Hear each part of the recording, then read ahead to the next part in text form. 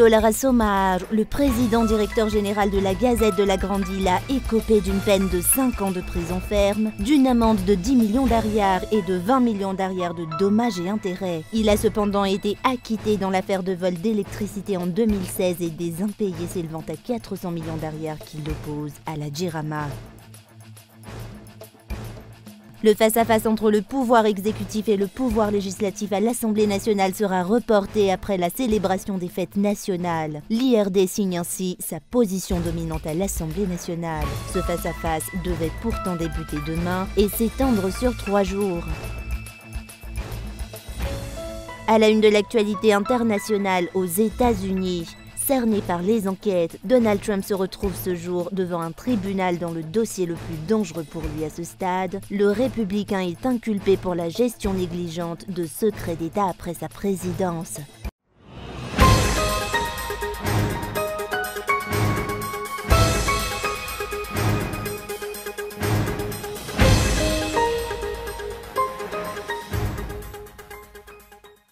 Lola Rassomar, le président directeur général de la Gazette de la Grande Île, a écopé d'une peine de 5 ans de prison ferme, d'une amende de 10 millions d'ariars et de 20 millions d'ariars de dommages et intérêts. Tel a été le verdict rendu ce matin par le tribunal dans l'affaire qui l'oppose à Razaka Brigitte. Il a cependant été acquitté dans l'affaire de vol d'électricité en 2016 et des impayés s'élevant à 400 millions d'ariars qui l'opposent à la Jirama vu que le délai de prescription a été dépassé. Razaka Brigitte avait porté plainte pour diffamation, menaces et tentative de racket d'une somme de 885 millions d'ariars. Insatisfaite du verdict rendu ce matin, la famille de Lola Rassomar a déclaré qu'elle fera appel de ce jugement.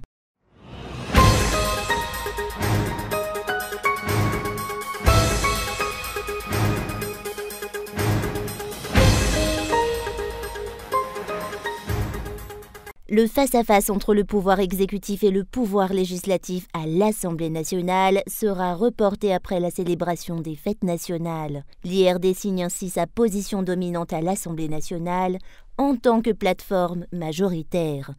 Une fois de plus, elle a démontré qu'elle était en mesure d'influencer les décisions de cette institution. Ce face-à-face entre le pouvoir exécutif et le pouvoir législatif devait débuter demain et s'étendre sur 3 jours, conformément à ce qui a été décidé hier lors de la conférence des présidents. L'élaboration de l'ordre du jour prévu pour les 2 prochaines semaines de la session ordinaire à l'Assemblée nationale a suscité un vif débat entre les députés présents ce jour à Timbazaz. Nous apportons une rectification de l'ordre du jour à partir du mercredi 14 juin, vu que si l'on s'en tient à ce qui est écrit, le Parlement procédera à une séance de questions adressées au gouvernement. C'est ce que nous souhaitons corriger dans l'ordre du jour, ainsi que le programme du lundi 19 concernant la Haute Cour de justice. Nous demandons le report de ces 2 programmes pour une date ultérieure, après le 26 juin.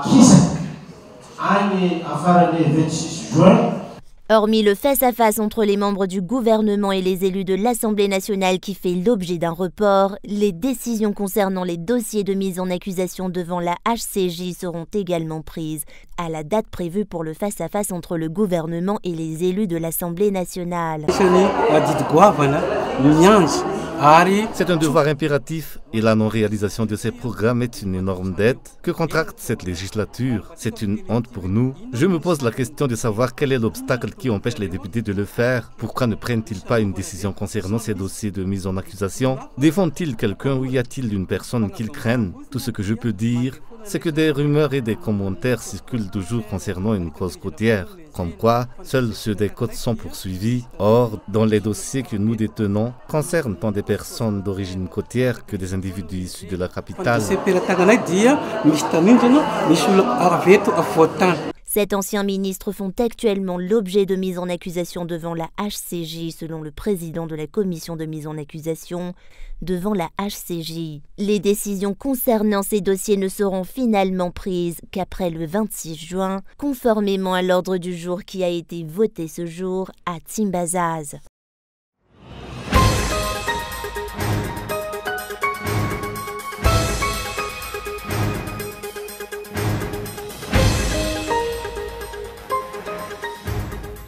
En Repoussant la clôture définitive de la liste électorale, la CENI viole l'article 4 de la loi 2022-667 du 23 mai 2022. Les infractions de la Commission électorale nationale indépendante se multiplient dans le cadre de la refonte totale de la liste électorale. Comme si les lois en vigueur et les décisions prises précédemment n'existaient pas, elles prévoyaient pourtant la clôture de la liste électorale le 10 juin dernier, dénoncent les observateurs de la vie nationale ainsi que les parties prenantes des élections. La clôture définitive de la liste électorale ne se fera finalement que le 17 juillet prochain, a déclaré la CENI.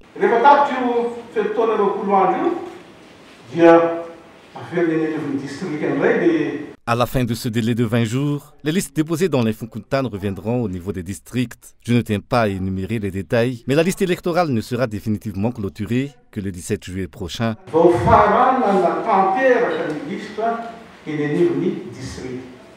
Il est désormais prouvé que les lois en vigueur n'encadrent pas la CENI. La Commission électorale nationale indépendante opère comme bon lui semble. Elle ne se donne pas non plus la peine de solliciter l'avis des parties prenantes des élections. Les membres de la CENI ont sciemment imposé un délai supplémentaire de 20 jours après la clôture définitive de la liste électorale, prévue le 10 juin dernier. La CENI a tout simplement inventé une nouvelle date sans le moindre avis ni consultation, comme la CENI a l'habitude de le faire. Un autre report de la clôture définitive de la liste électorale est encore à craindre après le 19 juillet prochain, dénoncent les observateurs de la vie nationale. D'autre part, la CENI a déjà dépensé plus de 45 milliards d'ariars dans le cadre de la refonte totale de la liste électorale, a déclaré ce jour le président de cette commission nationale en charge des élections à Madagascar. La CENI viole délibérément les lois applicables à Madagascar pour un objectif qui manifestement ne sera pas atteint, dénonce le parti Malagasy Mialamieng. Justement, ce que la décision qui a été prise par le président de la CENI et par le secrétaire exécutif de retarder de plusieurs jours une fois l'arrêtage définitif de la liste est en violation aussi bien de la loi sur les élections et sur les référendums que sur les délibérations qui ont été prises par la CENI et bien sûr que le décret qui a été pris en Conseil. Tout cela, et encore une fois, montre la volonté de la CENI de violer délibérément les lois applicables à Madagascar pour essayer d'atteindre un objectif qui manifestement ne sera pas atteint, un objectif qui semble, d'après ce qu'on a vu pendant ces derniers mois, qui n'est pas dans les capacités de CENI d'y parvenir. Donc nous faisons, encore une fois, nous tenons à insister sur le fait qu'il y a eu plusieurs violations de la loi depuis le lancement de la refonte et qu'il y a une incompétence certaine au niveau de la CENI qui a abouti au résultat que nous avons ici, c'est-à-dire un résultat très en dessous des objectifs qui ont été fixés d'abord, et puis surtout qui ne tient pas compte de l'intégrité de la population à Madagascar. Les observateurs de la vie nationale et les citoyens se posent actuellement des questions concernant les financements manquants et pourtant nécessaires à la CENI pour les élections prévues se tenir dans 5 mois. Le 10 juin dernier, la CENI a recensé 10 768 137 électeurs inscrits dans la liste électorale selon le rapport qu'elle a transmis. Des chiffres bien loin de ce qui est prévu figurer dans la nouvelle liste d'électeurs, si l'on se réfère aux chiffres de l'Instat qui mentionne une augmentation annuelle à 3% de la population malgache. La révision annuelle de la liste électorale 2021-2022 avait recensé 10 749 934 électeurs, ce qui implique que le pays compte 18 203 citoyens majeurs de plus par an. La CENI avait au départ établi un objectif de recensement de 13 500 000 citoyens, un objectif qui n'a même pas été atteint suite aux nombreuses failles observées dans son mode de fonctionnement, sa méthode de travail et les diverses infractions qu'elle commet qui sont à l'origine des doutes et du manque de confiance des citoyens malgaches envers cette commission.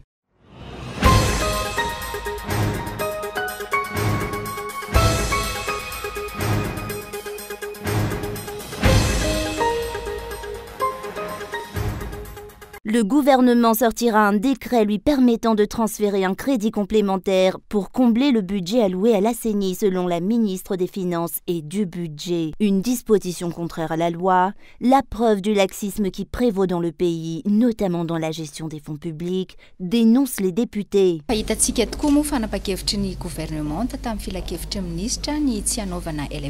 Nous sommes tous au courant de la décision prise en Conseil des ministres pour l'annulation du LFR cette année.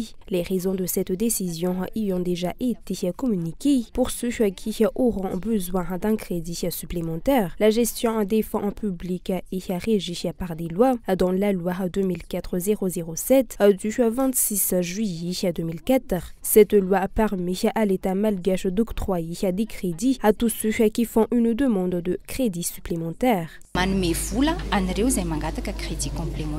Selon les prévisions de la CENI, un budget de 143 milliards d'arrière sera nécessaire à la mise en œuvre du premier et du second tour des élections présidentielles cette année.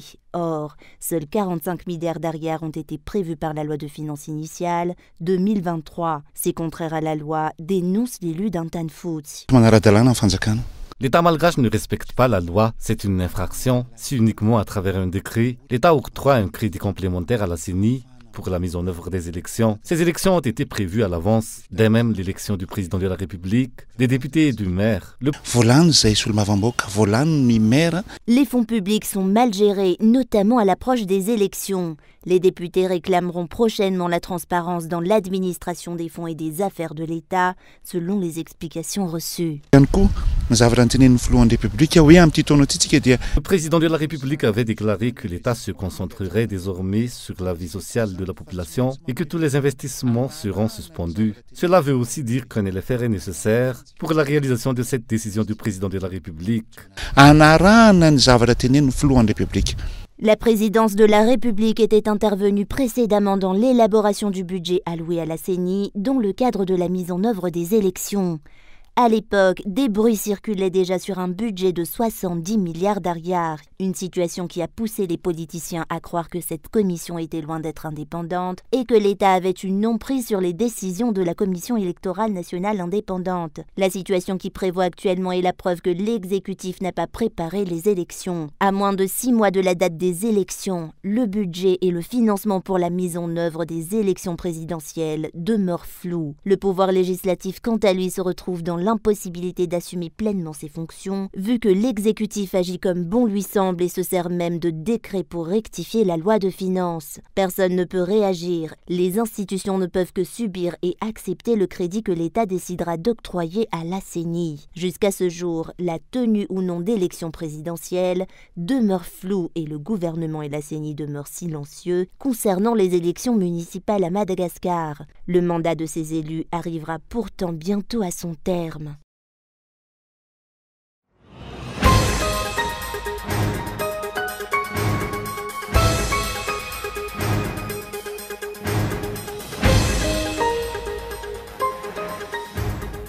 Il n'y aura plus de fonds européens de développement, FED, octroyés par l'Union européenne. Le 11e FED a été le dernier du genre. Il est remplacé par le NDICI, ou Instrument du voisinage, du développement et de la coopération internationale sur la période 2021-2027. Le programme indicatif national, financé par le 11e FED à hauteur de 492 millions d'euros, mis en place pour la période 2014-2020, continuera à être mis en œuvre jusqu'en 2025. Une réunion du comité de pilotage du programme indicatif national 11e FED a été organisée ce jour afin d'évaluer l'avancement des projets et des programmes financés dans le cadre du partenariat entre Madagascar et l'Union européenne. Actuellement, le taux d'engagement du PIN 11e FED est de 91,71% et le taux de décaissement de 56,22%.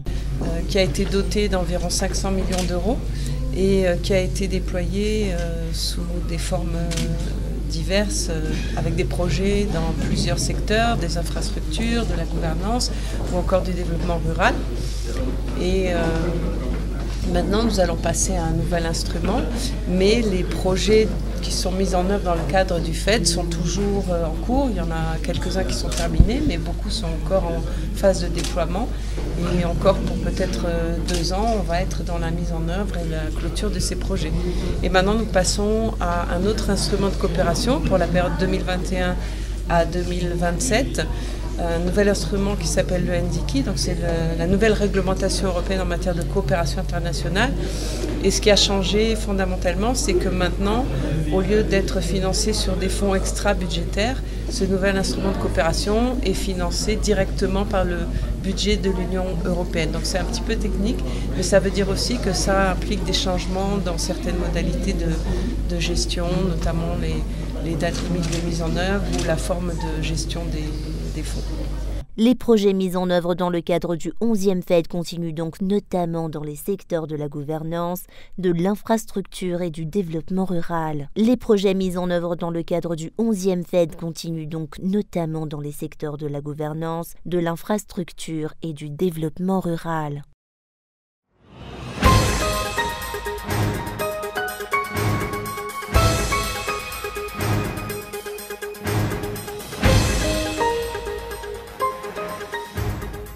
Banderoles et pancartes à l'appui, casseroles pour faire du bruit, les habitants d'Atomadinka Sud sont descendus dans la rue ce matin pour exprimer leur colère. Ils s'insurgent contre la vente d'un terrain par son propriétaire, un terrain qu'ils estiment avoir mis en valeur depuis plusieurs années. L'histoire remonte à 1986 lorsque les habitants d'Atomadinka Sud adressent une demande d'acquisition du terrain à l'entreprise immobilière propriétaire des lieux sans pour autant obtenir de réponse claire. Parallèlement, l'entreprise immobilière a vendu le terrain à une tierce personne. L'affaire a été portée en justice et les habitants n'ont pas eu gain de cause.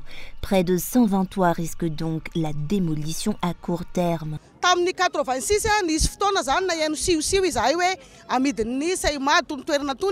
En 1986, nous avons ouï dire que la CIMAD vendait le terrain. Nous avons alors fait une demande.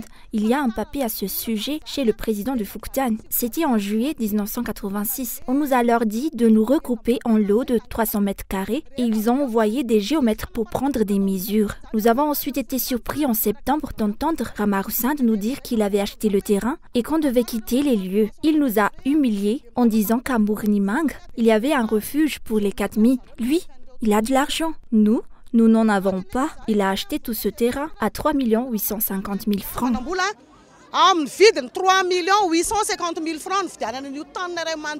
Ces habitants disposent des papiers administratifs requis par les différentes démarches qu'ils ont entreprises dans la demande d'acquisition du terrain. De ce fait, ils demandent à l'État de se pencher sur cette affaire.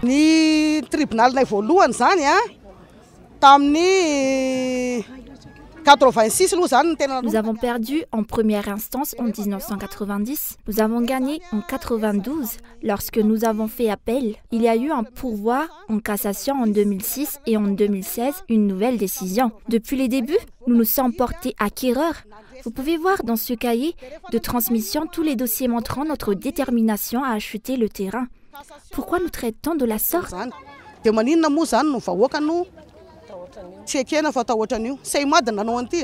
4000 personnes se retrouveront à l'abri si le nouveau propriétaire procède à la démolition de leur maison d'habitation. Aujourd'hui, par des coups de sifflet et des bruits de casseroles, ces habitants ont alerté l'État et ont fait savoir que jamais ils n'accepteraient la vente du terrain.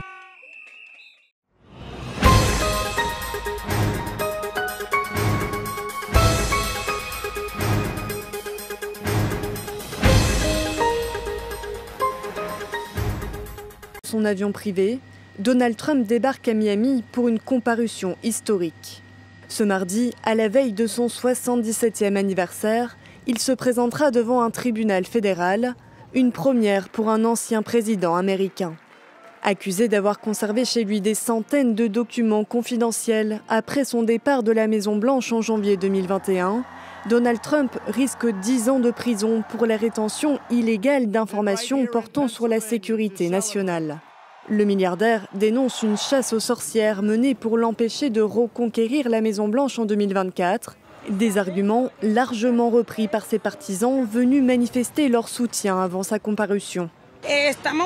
Nous assistons à une persécution de Trump et derrière ce sont les républicains.